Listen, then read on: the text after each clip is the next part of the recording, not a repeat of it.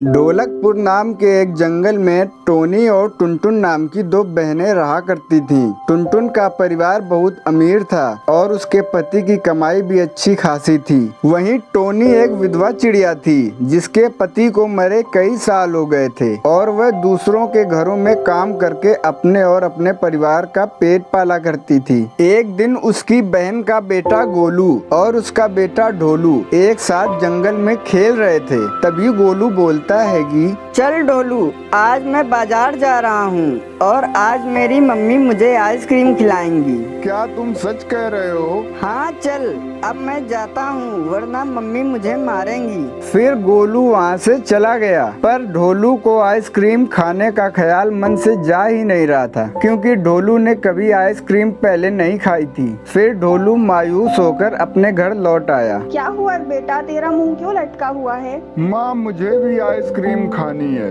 गोलू की मम्मी उसे आइसक्रीम खिलाने बाजार ले गई है और मुझे भी आइसक्रीम खानी है। तो चलो ना, हम भी बाजार चलते हैं। बेटा तू तो समझदार है ना। हाँ मैं जानता हूँ, हमारे पास आइसक्रीम खाने के लिए पैसे नहीं हैं। और ऐसे ही समय बीतता जाता है और एक दिन टोनी सोचती है कि काश मेरा बेटा भी आइसक्रीम खा पाता।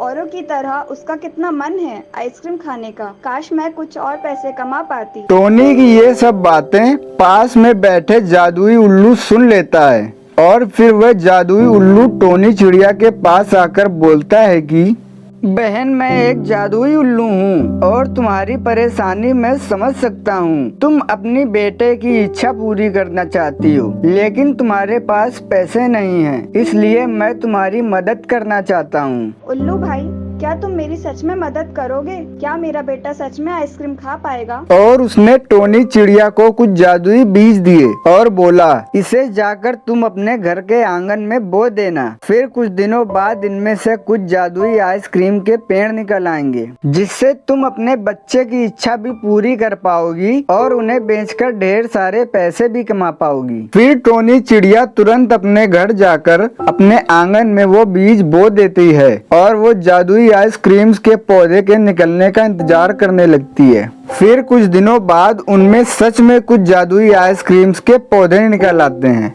जिन्हें देखकर ढोलू बहुत खुश होता है, जिसके बाद वो खूब सारी आइसक्रीम्स खाता है और फिर वह सभी खुशी खुशी साथ रहने लग जाते हैं।